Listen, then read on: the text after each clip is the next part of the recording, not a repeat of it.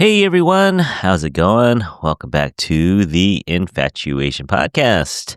We're going to do a chat today with Ada Tseng.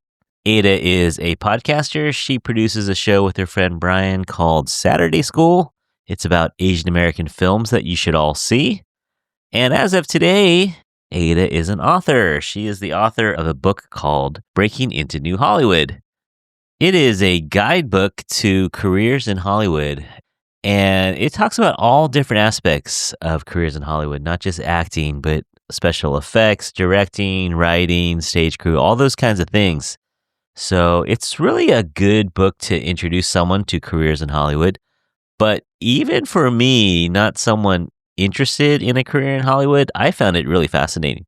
And so it's available today wherever you get books. So go get a copy for yourself or for someone that might be interested in getting into a career in Hollywood. I think you'll find it really interesting. And coming up in September, I've mentioned this before, but it's going to be our Chin for the Win month. And there happens to be 5 Tuesdays in September. So we're going to have 5 interviews, all with people with the last name of Chin, some of them with single N and some of them with double N. So stay tuned for that. It's going to be a lot of fun. I've already recorded a few of them, and I have a few more coming up. So yeah, who knew I could fill a whole month with people with the last name of Chin, and none of them are related to me. Well, that I know of. we all could be cousins, but yeah. So anyway, Chin for the Win month coming up in September. So please stay tuned for that. All right, we're going to get into our chat with Ada in a second. So thanks again for listening, and we'll be right back after this.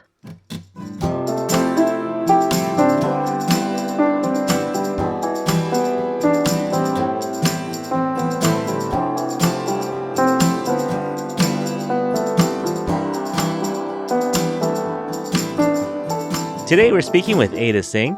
Ada is a writer and editor, formerly with the LA Times, and is one of the co-hosts of the podcast Saturday School. Ada is now also a co-author of the upcoming book, Breaking into New Hollywood, coming out. I think this episode is going to come out on August 12th, so I think it's coming out today.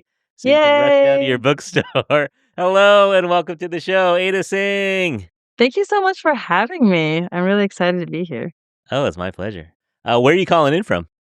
I'm in Taipei right now. Taipei, Taiwan. Nice. Yes. I love Taipei. So Is excited. it hot though? Is it like It is pretty 40 hot, but degrees? I'm in an air-conditioned place, so. Nice. Yeah, that's key. And so we got a little bit of a time zone difference, but we like to greet our guests in the Asian way. So it is like 7 p.m. my time here in California, but what, 10 a.m. over there? Yeah, 10 a.m. All right. So Ada, have you eaten yet? Chulama. I have. And I was just talking about the fruits, but yeah, I just ate some dragon fruit. The red Nice. kind, which I don't know. I think we do have that in California, but I don't get it as much. I usually get the white kind. Or my red in-laws in the grow inside? the white kind. You know, like the dragon fruits? Yeah. The inside, my in-laws, I'm spoiled. My in-laws have a garden and they grow the ones with the white fruit inside. Yeah. And I think I see those more often. I could be wrong, Right. but here we're getting a lot of the red ones. Oh, okay. Have you I don't had know it if I've ever before? had a red one. I don't Really? know. It's I've had the white one. sweeter, Okay. but it could also just be sweeter because it's in Taiwan. I have no idea, but they're really good. Yeah. I noticed that too, like context, right? Like when certain things just taste so much better in the Taiwan context or the Hong Kong Maybe, context. yeah. That's Yeah. definitely true for, like, popsicles because of the heat, right? It's just anywhere where there's Mm, heat, suddenly, like, if you yeah. have a fresh fruit popsicle, it's like the most delicious thing you've ever tasted in your Right. life. Whereas Yeah. back at home in California, when there's no humidity, I don't think I ever eat popsicles. This is true. All right. Well, hey, we are also 2 podcasters here, so audience out there, we may slide into podcast talk a little bit. But yeah, congrats. Like you finished season 9. Are you starting season 10? Is that true? We're prepping for season 10. We're not like you, so ambitious with your weekly output, though. We do it in Uh, seasons. So each uh-huh. my podcast with my friend Brian, who it's called Saturday School, and we direct people to Asian American films that we've loved and covered over Yeah. the years. But we do it like school. We have semesters Mm, slash seasons. We have a topic for each semester. So we yeah. basically put it out when we have like a 10 episode thing ready. So that's Yeah. how we can get away with not doing it every week. But yeah, so we finished our last season, and we're planning the next one. You're probably smarter for doing that. I think, I don't know if smarter, but less stressed, I think. Okay. Yeah. Yeah. But I hope you have Uh, fun with it. I really no, I totally enjoy do. your Yeah. yeah, I really enjoy your podcast. And Oh, it's thank you. I just, I think talking to Asian Americans and learning about I was just telling you I listened to your Kelvin Hanyi podcast Uh-huh. episode and I was like, this is so good because there's not enough episodes with him, people like him talking and really Yeah. telling you for an hour, 2 hours if you have 2 episodes, Yeah. about his like experience in the industry. And I feel like that's what's Yeah. really cool about podcasts like yours where um you get these interviews that maybe other people wouldn't get. I agree. I agree. Like people ask me who would be on my bucket list, and I actually might even ask you who I should get on the podcast. But like, for example, if someone famous came on, it would be great for me. I'd enjoy it. But you've probably heard them interviewed like 100 times, or Yeah. something. I think I think it would still be cool and you should do it just for the experience, but it's No, also I would do it. Yeah. different. Yeah, but it's also a different thing. It's because I think if you're interviewing someone famous, it's still fun, but it's a completely different experience because suddenly you're trying to get like a unique interview with Yeah. them. I agree. Yeah. And then that's a little bit harder. And also, if they're famous enough, they have publicists that limit you. And they Yeah. also limit Yeah. themselves because they Right. have probably been screwed over a lot by a soundbite Hmm. taken out of context? So Yeah. it's just a Yeah. whole different experience if you're talking to more famous people, or I should say more media savvy people. Whereas Mm, I always love talking just to your average person because you just have a real conversation. And I feel like, especially in the podcast space, that's more interesting. And you want to sort of right. feel like you're just talking to your friends, right? You don't want to feel like they're giving you canned answers on a Yeah. podcast. No, I agree. Well, and that was what's great about Kelvin is he's doesn't get the main roles, but he's in these really big shows, I so he can know he's tell in you all these huge things. huge things. So he can tell you a story about Michelle Yeoh, or he could tell you a story about Ali Wong from his perspective on set with them. You And can I know, tell you those are most the types of people we interviewed for the book. We have some sort of famous-y people, like, I think I jumped at the chance to talk to Randall Park, um, you're right. so we have people like that, but for the most part, it's, people behind the scenes? Yeah. So, you might not know their names, but they've, worked on the biggest movies ever, and then they can tell you how they did the Mhm. costume design, or they can how you Yeah. tell or they can tell you, how the music came together, and that's really Yeah. exciting. That was totally fun. Well, actually, let's do that. Let's do that. Let's slide into your book because this is kind of what it's for, right? It's for, well, I'll let you introduce it, but it's for people who are curious, right? People Yeah. who might have always wanted to, or maybe they're high school kids, or maybe they're middle aged like me. Like Yeah, maybe, yeah. hey, I've always wanted to do something, and so you wrote a book. It's co-authored by Jon Healey. He's still an editor at the LA Times. He retired, but he was at the LA Times for over 25 years, and Okay. he was And so both of my you manager there. Oh, yeah, cool. So both of you had experience with entertainment industry and writing about arts and entertainment a little bit. Yeah, so I came my first job was at UCLA. I guess it wasn't my first one of my first internships, I should say, um, an online magazine called Asia Pacific Arts. So Mhm. it was out of the UCLA Asia Institute, and we covered Asian and Asian American arts and entertainment. And at that time, it was pretty sparse, but the Mhm. Asian American side was sparse, but we also covered Asian stuff, so it was kind of an interesting extreme because for the Asian Americans, we basically just contact whoever we could find because it was, Phil Yu Yeah. talks about this a lot on Angry Asian Man, where at the time, like you would watch a show and if there's like one Asian, you'd be like, it's them. And then you like talk to them, Right. Um, Yeah. but at the same time, Asian film has always been thriving. And, as Asian Sure. Americans, we're also aware of the big stars in Asia. And they would Mhm. come to LA. And at that time, mainstream publications wouldn't necessarily want to Yeah. cover them. So we would have really big stars. I'm talking like Gong Li, Chow Yun Fat, like big Bollywood Yeah. stars, like um Aishwarya Rai. Like they would come and we could get into those interviews and press junkets. Yeah. So it Yeah. was such a fun time. But that was my experience kind of covering Hollywood and then sort of seeing the extreme of it, like kind of the huge, huge stars from Asia, but then the Asian Americans who were mostly kind of starting out, right? And just trying to get a Mhm. foothold. This is early So that 2000s.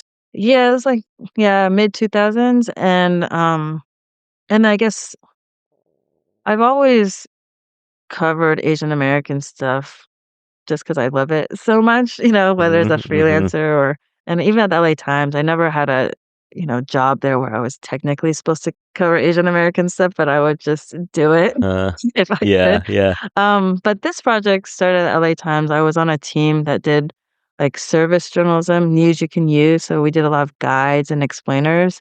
And I think because I came from arts journalism and specifically, like we were talking about before, like not covering famous people, but covering people starting out. I was like, I think if we're thinking about helping the people of Los Angeles and Mm. thinking about arts and entertainment, like a lot of arts and entertainment coverage is about famous people and being successful and promoting their new Yeah. projects. But the reality of Hollywood is, there's a lot of people trying to get in, and it's really hard because the kind of glamour of Hollywood and what we hear about Hollywood is very different from the reality of Hollywood. So Mhm. we started a series at the LA Times just helping people who are trying to break in. So really, really basics because I feel Yeah. like really, really basic stuff a lot of people don't know. Like one, you don't make money when you're Yeah. starting out. Yeah. Like I think that's something that's so basic, but I think people don't think about that a lot. They Right. think, "Oh, if I see somebody who's in a TV show I like doing promotion for it, they must be really rich." They don't think like Mhm. they probably have a second job, you know? Yeah. Like and just sort of demystifying a lot of that, because it's different to be, like, someone like me who's, like, a fan of Hollywood, covering Hollywood, and experiencing Hollywood that way, versus somebody who actually wants to go into the industry. Like, there's a lot of things you need to sort of figure out. Yeah. Yeah. So your book, just taking one step back, is broken into 8 parts. So it's not just about acting, though. You did write that No. part. It's Yeah. about all different parts into the writing side, artistic side, technical side, production side. I think it's really good, and I like the fact, and you mentioned this before, that you even talk about, hey, how much do you get paid to be a staff writer, or how much can you make with one episode of something or something like that. Yeah, I think, from the very beginning of the series, that was one of the things and to be honest, it's, like, a hard thing because it's such a huge range. Yeah, So, like, what you get paid for in Hollywood is super different if you're just starting out versus if you're a celebrity or getting, like, millions of dollars. So but yeah, we did yeah. try to give certain ranges, and then, like you mentioned, for staff writers and stuff, anything with a union, there's a minimum rate. Hmm. But then you do have to think about this is how much you get per hour on that particular show for as long as it goes. So a lot of the Right. times the Yeah. rates look high, but you're not working all Yeah. year, right? Yeah. Yeah. So Yeah. for the most part, it's like, um, it won't make you a living wage for a while. Yeah. No, I agree. All right. So, we are the Infatuasian podcast, and so let's talk a little bit about AAPI. Have you noticed a change, since, like, I think a lot of people mentioned 2018 because that's when Crazy Rich Asians came out. Do you like I talked to a couple actors and they said things kind of changed a little bit after 2018. Do you notice that as well? Yeah, well, I can only speak as an observer, watcher, and fan, Mhm. but I think so. I think there's just been more projects. I think there could always be more, right? I don't Sure, think yeah. there's a ton, but I feel like I remember when there was none, you You're know? right. Yeah. But I do also wonder because I think back in the day when there was, like, a pilot for something and it Mhm. never made it, we would have never heard about it. Yeah. So, nowadays, sometimes we hear about stuff early, but then it never makes it. So I wonder if Yeah. some of the, stuff that I see that I get excited about is actually stuff that happened, but also did not make it to air, you know what I mean? So I Yeah. don't know. 'Cause sometimes I'll hear about stuff that, like, oh, this person had, like, I don't know, like, didn't, like, Joe Coy have, like, a pilot for a show or something like that, but Yeah. then it didn't happen. So, I wonder if some of it is or I wonder if it seems like it's more because 'cause I'll hear about stuff that's earlier. But I do also Yeah. think Hollywood's just churning out so much more stuff because of all the digital streaming I agree. Yeah. services, so maybe that's why it seems like there's more. But you'd have to talk to somebody actually working in the industry to see if it actually amounts to more jobs. And of course, now it's like one of the hardest times in the industry, like post, Mm. you know, Yeah. pandemic, post strikes, like Yeah. with the economy. So I don't know. I Yeah. feel like, but Hollywood's always kind of up and down and up and down. But the basics kind of like, I feel like you've talked about this in previous episodes, but just watching Michelle Yeoh and Ke Huy Quan win Mm. Oscars, like, Yeah. I remember just being like, "Is this real?" I know. It's just Yeah. completely unfathomable, right? Right. Like, back in Yeah. the I guess, yeah, in the '90s and 2000s, it's just kinda like, Right. "Wait, is this a A real hun thing? Like, how is this 100%. possible?"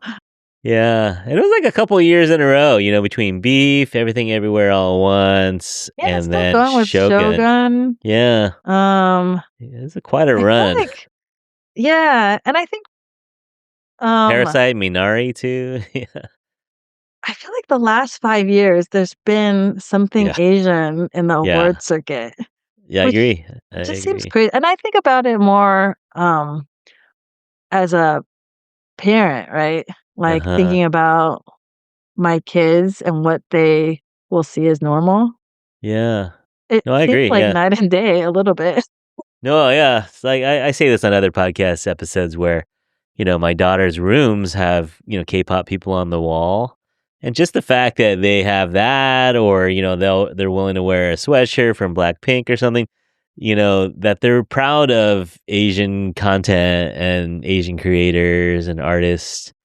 That's something that I never had as a kid, besides Bruce Lee, he was the one, but there really wasn't Yeah, that. yeah. So it's kinda like, I feel like I don't wanna, say that we've achieved everything we need to achieve or anything like that, because Right. I do Yeah. think it's still difficult, especially for the people working in the industry, but from the outside, it seems like there's definitely been change.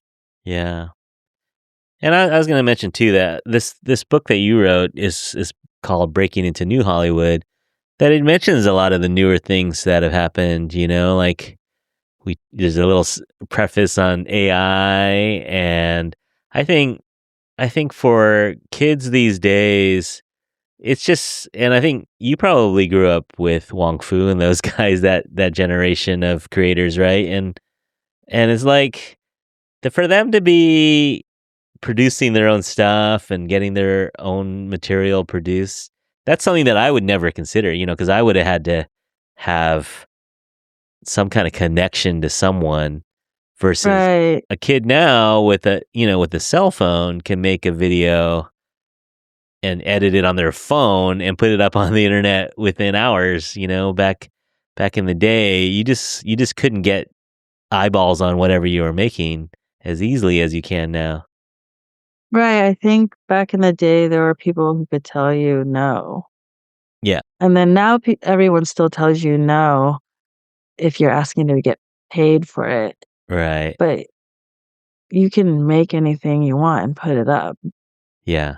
Yeah. So I think that's a really big difference. And so the book, it goes through all these different types of jobs because part of the thing is, most people when they think of Hollywood, they just think of acting, writing, directing, and there's many, many ways to get into Hollywood. So I think there's like 28 chapters on all the different jobs, but Yeah. there are 2 chapters that go outside of that format. One is the one you talk to AI, and the other one, which I think is really important, is how to crowdfund your own Mm-hmm. project. Because I think Yeah. that is part of New Hollywood. It's sort of like, how do you make your own thing? Um, and that one I talked to William Yu. Do you know him? He's a he's like a writer in Hollywood now, but he did the hashtag starring John show. Oh, okay. Um, yeah, so he and others broke down like how did he launch his crowdfunding campaign.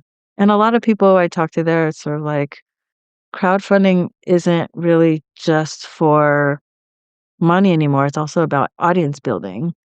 Yeah. 'Cause and then you find your own audience.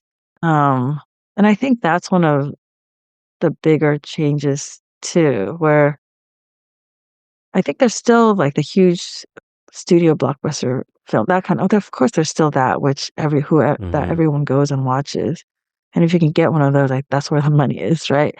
But Right. at the same time, like, if you find your passionate audience, like, you know, you could potentially just, like, make your thing for that audience, Yeah. so now that's what's opened up, Mm-hmm. there's not just one broad audience, now there's many, many audiences. Yeah. Yeah. Actually, have you ever heard the creator of Kickstarter? Do Have I you? know the story? Yeah. No, I don't think I did. Like he's Asian. He's Chinese. I think he's Chinese. Is he But he really? I started. should know this. Yeah. He's Chinese? I think American? so. Yeah. No way. And he did it. He started it. It's so I'll plug another podcast. How I built this had him on, and he Oh. started it as a way to bring independent bands to his town, like Oh, or so to a smart. town wherever you wanted them. And like you said, he would build the audience before because little bands. You have to prove that there's an audience because you could drive all the way to Massachusetts and there's no audience, right? So Right, right. Kickstarter was a way to kind of sell tickets ahead of time to say like, hey, we want you in Boston and this many people bought tickets already so we can, book this show. So it You was should all have about him on your entertainment. podcast. I know, actually I should. His story is really cool. And then, then it became about products and stuff. But it really started as for arts and for artists to really get their stuff, like you said, to find your audience before you throw all this money into a production or into a tour. I love realizing that Asian Americans are behind things that I didn't even Yeah. know. Yeah, I know. I know. Yeah, maybe I gotta write that down too. I gotta check him out and see if we can get him on the show.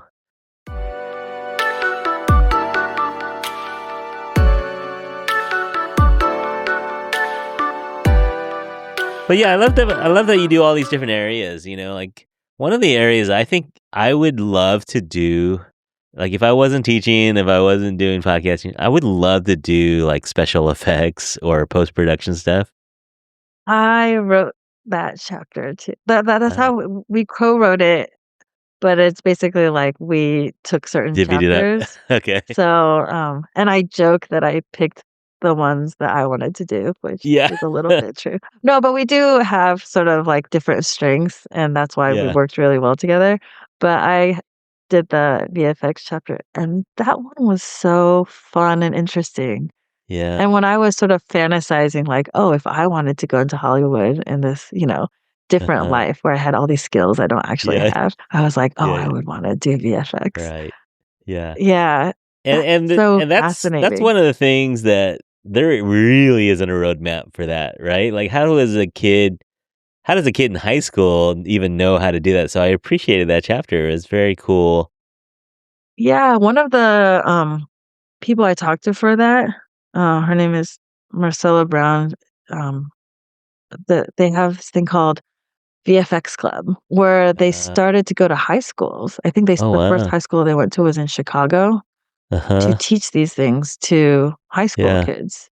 Because I Yeah. think a lot, and this is true with a lot of the chapters, and that's why I think this book is useful in the way that it doesn't just focus on what you expect, like actors are directors, and it goes through all the different jobs because a lot of the jobs we don't even know exists or we don't know what it Yeah. is. Yeah, yeah. So we heard that all the time where, like, oh, I didn't realize this was a job.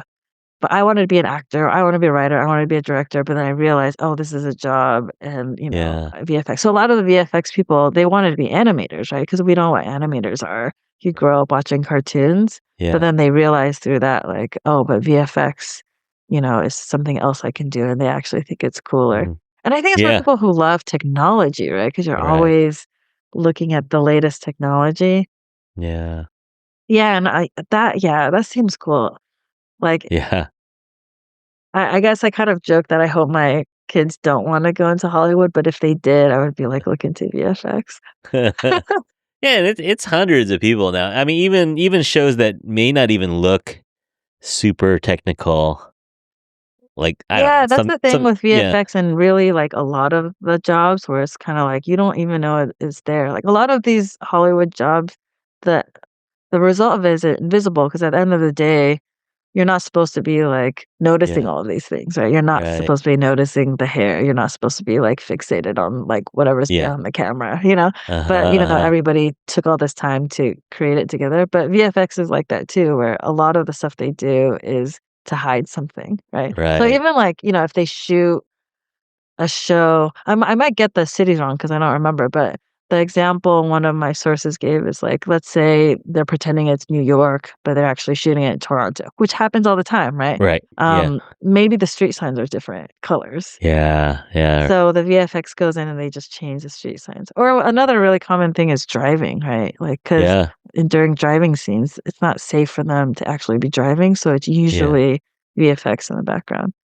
Um, but yeah, I feel like there's all these things that you don't even that's why I think people are really scared of VFX because they think it's one thing, but really, like, it's already it's they've been using it for a really long time, you just don't know Yeah. because Yeah, it's just for small things like that. yeah, and it's hundreds of people on set, Yeah, you if you look at the like, credits of the film, VFX is usually, like, the longest list. huge. Yeah.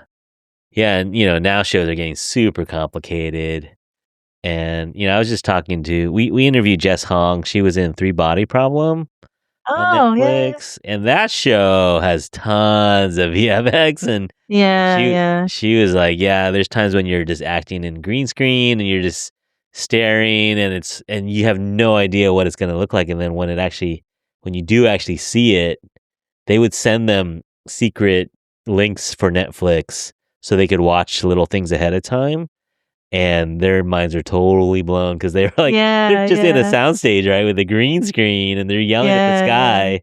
And so Yeah, I think, who was it? I think it was one of my interviewees. It was Brittany Piacente. I don't know if I'm saying her name right, but she's a compositor. So that's a mhm, VFX job where you take everything, right? Like somebody makes everything. Like somebody makes the background, the sky, somebody makes the tree, somebody makes the yeah, animal, and then the compositor takes everything and puts it all together. It's uh-huh, just like so much that you don't even yeah, think about to right, make it come together and look real. uh-huh, So when I was interviewing her over Zoom, she shared her screen and then just sort of showed me like an explosion scene. It's uh-huh, like you do this, and then and then yeah. here's the smoke coming out here, and then the skies. I was like, oh my god, this is so cool. It's It's so like cool. what are they? I think they said it was like Photoshop on steroids or something like Yeah, that. no, 100%, yeah.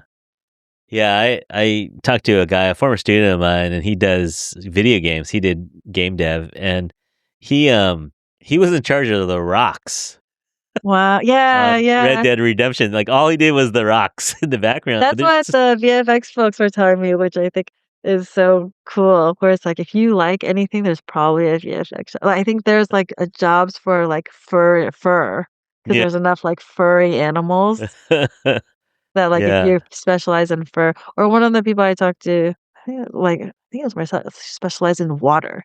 Yeah. I talked to her about water for forever. Yeah. That's Uh-huh. like all this stuff that didn't really make the book, but I just asked because it's so fascinating. But Yeah. she did the water for Avatar, right? So that's like a different kind of water. It's very Right. realistic water, but she also did the Yeah. water for Elemental.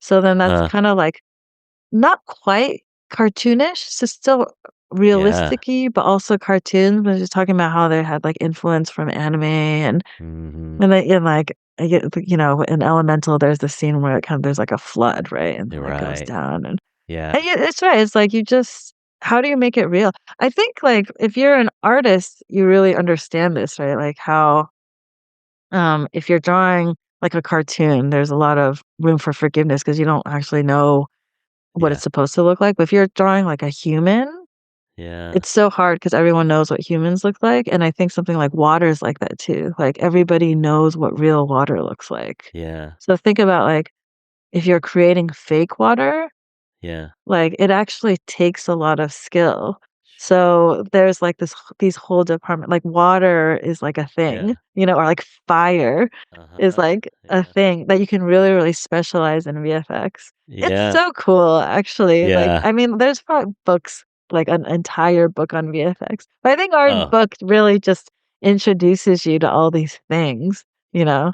And it was yeah. just so fun to talk to all these people because it's just you don't really think about it as a viewer. Even as somebody I was covering Hollywood when I watched Hollywood, I'm a fan of Hollywood, so it's kinda I had general ideas of what all these jobs do, but Yeah. when I talked to them, I was like, "I had no idea you Yeah. did that, and that's so cool, and I didn't realize Yeah. you had to do that," you know? No, I agree. I think this book, of course, is for people who are thinking about doing this as a job. But if you just like Hollywood, I think if you Did just you are enjoy it? I did, yeah, no, Oh, I good. yeah, I think it's really fun, and it gave yeah, I learned a lot, and I haven't even read it that carefully. I just kind of read the Yeah, chapters yeah, that I was interested in, yeah. but I'm gonna go back and read the rest of it. I think it's just really interesting, a little glimpse of Hollywood. Yeah, I think the series, on the LA Times was definitely like that. We had a lot more stories because that's how I thought of it. It's like it'll be helpful for people who wanna get a job in Hollywood, but it's also fun to read for people like me who Yeah, have no interest in working in Hollywood, but are just fans and just wanna know more. And then yeah, the book, I think we ended up making it more of a guide because we were thinking, well, the people who are gonna actually, like, buy the book are the people who actually need those practical skills. So I feel like yeah, some of the stories so I'm starting a Substack to kind of bring back some of the stories uh-huh, because I think for the book, we want it to be very, very helpful for the person who wants to go into Hollywood. But I'm uh-huh, glad that you could still read it and, like, enjoy it because I did that's what I thought was fun about it too. Because 'cause I'm not somebody who wants to get into Hollywood, but I still had a really good time like, learning about yeah, all of it, but then I also yeah, thought a lot of the advice was just good life advice, you know what I mean? That's how I think about Hollywood, I think it's just so competitive, it's so unstable, it's so hard that you have to be that much more kind of, like, emotionally resilient, you have to be that much more prepared everything, like, all these life skills you have to be extra good at. So I feel yeah, like a lot of them had good advice that maybe I wouldn't use directly, but it, made sense for me as, someone journalism who isn't like super that's not super stable either, right? Or but just like life advice. How do you deal with a lot of people with different um goals, right? You're all coming together to make a particular movie, but everyone's mm, coming in with a different skill set and you have to figure out how to like work with everybody, right? yeah. No, it's an ultimate team project, right? Yeah, yeah, yeah. Yeah. No, I think it's great. So everyone out there, August 12th, which should be today, go get a copy.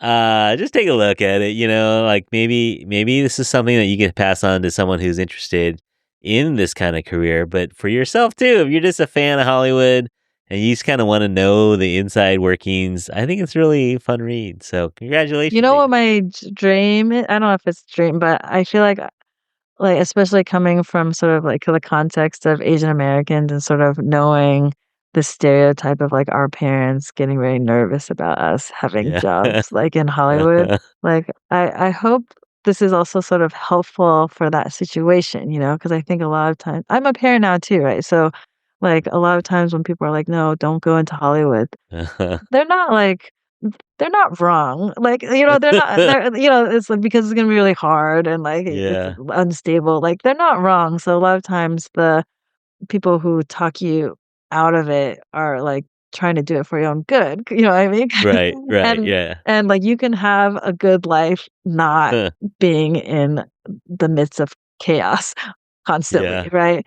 But at the same time, if it's your dream, like, I think it helps for, like, other people in your family to understand kind of what your life is like. But I hope it's, like, something where, if you're, like, a parent in Silicon Valley, you're, like, in a very, like, stable, smart job, but your kid wants to be an artist, uh-huh. you can be like, "Okay, here's how I can, like, help my kid," you Yeah, know? yeah, So I feel like I would be good for something like that too. yeah. Or a kid who wants to do it can show their parents, "Hey, look, there's a roadmap at least." Like, Yeah, yeah, although a lot of it is kinda like it's still gonna be hard, "This is gonna be like really the road hard." oh, but at least there's stuff that you can do so they can I think a lot of times parents just they wanna know that the kid is working towards something and not just flailing, right? So I feel like understanding the context of Hollywood, you can still sort of see, like, you know, they're trying to create this and especially in this day and age, a lot of it is like you build your own portfolio, right? Like, Yeah, you part of it is kind of, you know, doing stuff like auditions or trying to break down the doors and get other people to hire you, but part of it is like, what can you do yourself to, like, build something so you become someone that's very hireable, you know? So, I yeah, think yeah, that could help because otherwise, I feel like back in our day, like, if we were I'm sure, like, all of our peers who, like, went into Hollywood, if their parents didn't want them to go or didn't understand, they just thought they were, like, wasting their lives. yeah, It's like, yeah, "What the yeah. hell are you doing with your life?" Yeah. Whereas maybe if they had a book like this, they'd be like, "Okay, no, this is how the job is, and look, they're making short films on the side. Uh-huh. Even if it's like a student film that's building towards something, and Yeah, it's like yeah, you can see like, okay, you're not the star of it, but that doesn't matter. That's not actually yeah, necessarily the goal. It can be one of your goals, but like yeah. the main goal should be stability and longevity, right? And happiness too. And happiness. Yeah, yeah, happiness for sure. Yeah, yeah. All right. Well, go get a copy of this book, Breaking into New Hollywood.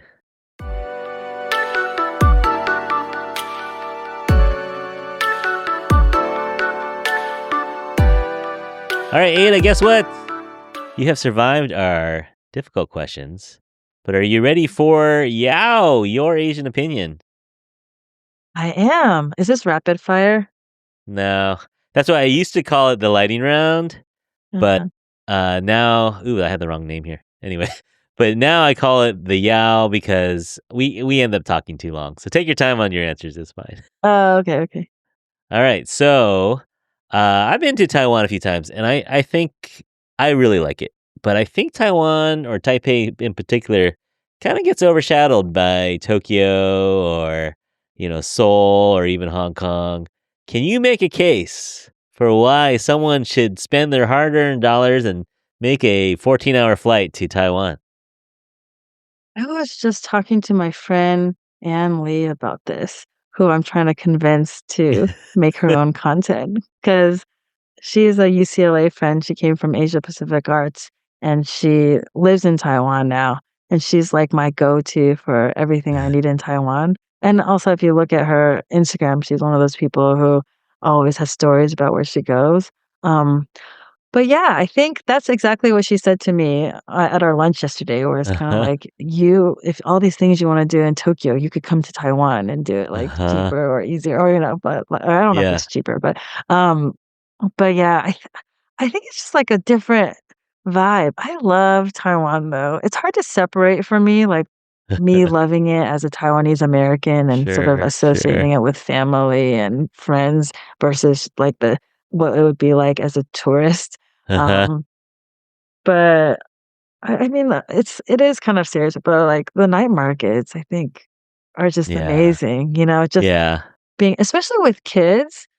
'Cause I feel like, especially as an American, you don't really go out and roam the streets as much Right. with kids really late at night as much, Yeah. and Yeah. all the hustle and bustle, and it's safe, and Right. there's a lot of food, and there's a lot of chaos, but, like, in a good way. So Yeah. the night markets are really fun. Right.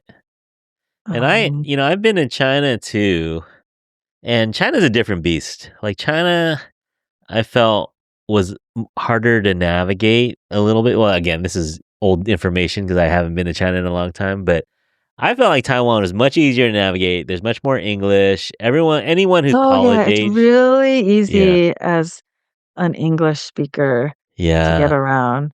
Because yeah, even if people act like they don't know English, they do. Like, yeah, they probably just don't feel comfortable speaking it, but they learn it. So yeah, if you need help, they can sort of help you. Also, all the signs are in English right, as well as Chinese. yeah, And the MRT, I should just talk about the MRT. It's like the so train is easy, so easy, it's so clean, yeah, it's like it's really easy to get around. yeah. Um, I mean, it's so fun. it's great. Yeah, no, I agree. And also, I used to, Asia Pacific Arts, it was at UCLA for a while and then at USC, but it was always part of these Asia institutes or China institutes, and they used to have a program where they would take high school teachers to, I think it was Taiwan, Hong Kong, and China, just to, Uh-huh. like, teach them about it, and then my colleagues would get to go because they were running the program, and I think Taiwan was their favorite, but I think there is something about, like, Taiwan hospitality, like, we're really, really, really Uh-huh. nice. I don't know if it's because 'cause we're like, "Please like us and know Uh-huh. about us so you can help us if China Yeah. ever is a problem." Maybe there's a little bit of that, but I feel like like but I feel like we are just very, very, very nice and accommodating Yeah. and helpful. But why it's not even me, I'm Taiwanese American, but Taiwanese people are really, really, Yeah. like, I friendly, so agree. I feel like there's good hospitality, of which you might associate with Japan, I guess. Yeah, no, I But agree. it's also, like, a good place to, like, if you wanna go to Taiwan, you can also go to other places nearby and hop Like this a and, hub. Taiwan can be your stopover for a few Yeah. days, you know? Yeah. Yeah, yeah, for sure. I just, like, eat all day, though. Sometimes if my non-Asian friends wanna go to Taiwan and ask what to do, I get a little bit confused because there's for sure sightseeing stuff, like, Taipei 101 is, like, Uh-huh. amazing. It's, like, a really tall building. It's probably has the best fireworks ever because it comes out from Yeah. the sides. I feel like it has the Yeah. best fireworks in the world. And there's museums and stuff, but to be honest, when I go to Taiwan, I just You just eat. really eat all day. Like, you go to this place to eat, then you walk around this place to eat, and then you go to this place to eat, and, like, all these sightseeing things is just things to do to walk off what you ate so you Yep. can make space for what you're gonna eat next. The next meal. Um, yeah, I especially agree. in summer, then it's just all Oh, about man. the ice desserts, and shaved ice. It's like mango shaved ice. Uh-huh. Um, yeah. Mhm. Yeah. Good thing this wasn't Alright. rapid fire, that wasn't quite rapid. No, that's why it's not. It's just your Asian opinion. Alright, Ada, can I have your Asian opinion on the best now this is kinda the whole premise of your show. Like, the Yeah. best Asian or Asian American film that most of us haven't seen, but we should see. Oh my goodness. There's Okay. too many for you. There's a lot. One of my favorite documentaries is called Abacus: Small Enough to Jail, and Uh-huh. it's about the Sung family, and how do I don't wanna give it away. It sounds really boring because it's about a small bank, Uh-huh. but at the end of the day, it's the father it's like a family bank, and he's basically getting screwed, and then his Uh-huh. 4 daughters come to, Uh-huh. like, serve some justice. Okay. It's Nice. like I love that movie. I think at some point, Justin Lin had the rights to make it into the feature, and I don't know that was a long time Uh-huh. ago, so I don't know if it's Yeah. actually happening or if it ever happened, but go watch the documentary because it's one of my favorites, and it's just, like, badass Asian American women, but, like, real life. Yeah. Um, Okay. Wow. Wait, say the title one more time? Abacus: Small Enough to Jail. Okay. I'll send you a link after. Okay. Alright, cool. All right. Who's someone in Hollywood? They could be an actor, writer, director who we should keep our eyes on. Is there like a up and comer that you think is pretty great? Somebody who hasn't really had Well, no, that it could be. much It could be exposure yet, either. or It could be just someone that is about. They might already be a star, but maybe about to be a superstar. Could be that too. this guy Sagar Sheikh, who is in Deli Boys, Okay. who Don't know.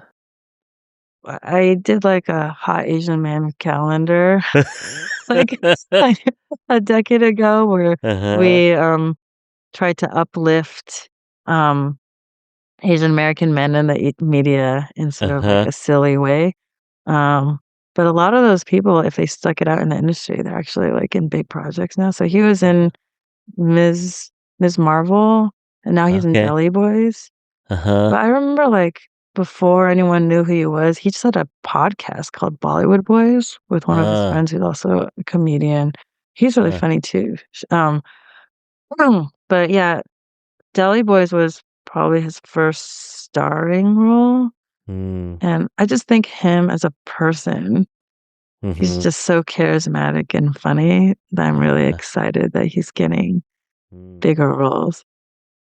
Yeah, you know who I wanted to shout out, and we've been emailing a little bit about maybe coming on the show, but the timing is hard.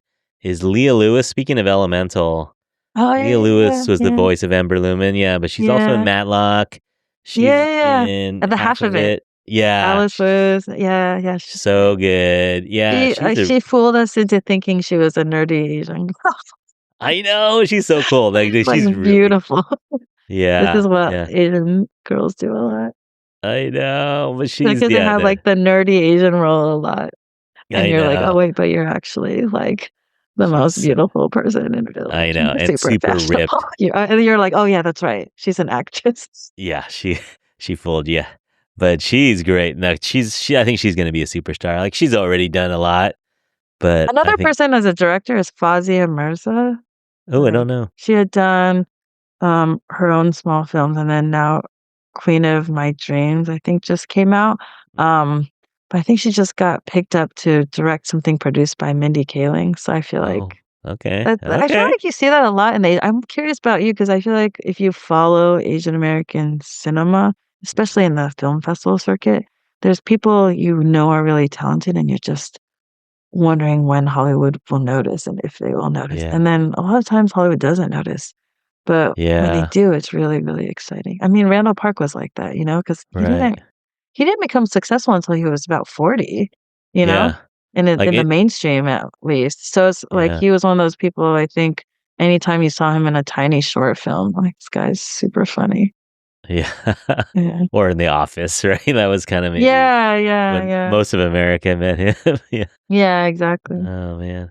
Actually, yeah, I think we skipped over that. I was going to talk about this film I saw at the SF International Film Festival. Do you know who Thomas Percy Kim is? Have you ever heard of I him? don't. Tell me about him. He's a director.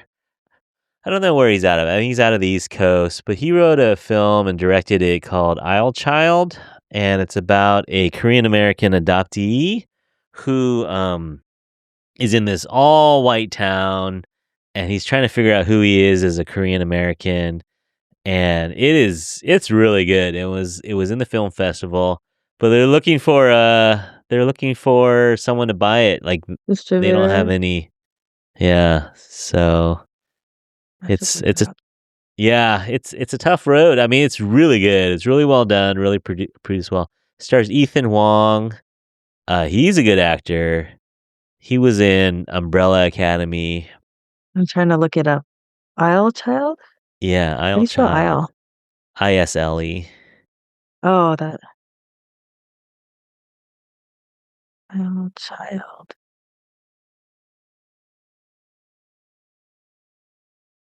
Ooh, okay. But yeah, I'm I gonna ask don't. I Brian think about it's this. yeah. It's only been at one film festival. I think it's premiered in San Francisco, and I don't know if he's shopping it. He's shopping it around. So it must be early in the film festival circuit then. Yeah, they just premiered this spring. Yeah, so So, hopefully they'll get at yeah, other film festivals and then get the I think attention of others. so. Yeah, it's good. I hope it does well. But yeah, shout out to Thomas Percy Kim and Isle Yeah, I'll Child. definitely check this out. Yeah, I don't know where you can watch it. Like he'll send you a uh what do you call it? Preview? A No. screener? Screener, yeah, he'll send you a screener. All right. Well, hey, it's time for our signature question, which is who is your infatuation? You already burnt one of your infatuations. So we need your second infatuation. Ada saying, who is your infatuation? So one of my editors at Korean Journal, who is this Korean American magazine that ran for decades, Uh-huh. is Julie Ha, Mm, and she co-directed a documentary called Free Chol Soo Lee, and it won an uh-huh. Emmy. Yeah, I've heard of that. Um, so you should totally watch it. And she's just so amazing. She was the most like nurturing and helpful editor. But this was her very first film. Her and Eugene Yee, who also was part of that Korean Audrey world. I mostly wrote for Audrey magazine, which is the Asian Uh, American magazine. But I remember them starting the project, and they were first-time directors, and it took, like, 6, 7 years, which isn't uncommon for right. documentaries, but, it's so good. It's about Chol Soo-lee and kind of the first Asian American movement to try to free this man who was, in jail, but, like, for a crime that he hadn't committed, and, Mm, um, people talk about Vincent Chin a lot, but this predated that. yeah, And I think a lot of people had been thinking, about telling the story, but it was just a really hard, complicated story because yeah, Vincent Chin, it's a really important story, and it's an easier story to tell because, this guy who was about to get married, it's like a nice not nice, it's a more simpler story, it's like, obvious tragedy, whereas Chol Soo-lee, it's a more complicated story, because mm, he was, mhm, like, you know, involved in gang yeah, and, like, even when they freed him, it's not like you free somebody from this trauma and suddenly it's, like, yeah, happy, everything's great. So, actually, it's goes through the complexity of all of that, and it's so good. Um, and Julie is so amazing. So, I feel yeah. like everyone should go watch that. Good pick. Good pick. And hey, thanks for coming on the show. I think that's going to do it for our episode. It was so fun talking to you. Thank you so much. I really appreciate you. And I really, it just makes me happy that people like you are doing podcasts like this because I know it's not easy, especially Yeah. to keep it going for so long. But I love that you're a biology high school teacher doing this. And, um, because I do love kind of this idea of, like, anyone can do journalism, anyone can tell stories, anyone can start a podcast Yeah. and just grow it, and then, um and yeah, and you it's similar to what we're saying about Hollywood, right? Like, you create your own thing. Yeah. Thank you. All right, Keep me everyone out there. updated on the scripts. Oh, yeah. We'll see. We'll see. I'll let you know. All right. If everyone wants to get a hold of Ada or find out more about Ada, you can follow her at Ada Sing 88. I'll write this out in the show notes. Or she has a website called adasing.com. And if you want to listen to Ada's podcast, wherever you're listening to this podcast, you can listen to Ada's podcast, Saturday School. It's part of the podcast Potluck, which is kind of like the cool Asian kids table of Asian Is it podcasts. really? I think so. There's a lot of Think cool people I'm on there. that cool. But yeah, some of them are cool, but anyone could come. Yeah, join the podcast potluck. Yeah, there's a lot of good shows on there that you might have heard of or you might not have. So go take a look at Podcast Potluck on Instagram and you can see a lot of their shows over there. And as I always mention, you can write to us at infatuationpodcast@gmail.com. And give us a follow over at Instagram at Infatuasian Podcast. We'll put all these details in the show notes. And so I guess that's it. So on behalf of Ada and myself, we hope that you're all happy, healthy, and safe out there. We'll talk to you again soon. Bye, everyone. Thank you so much.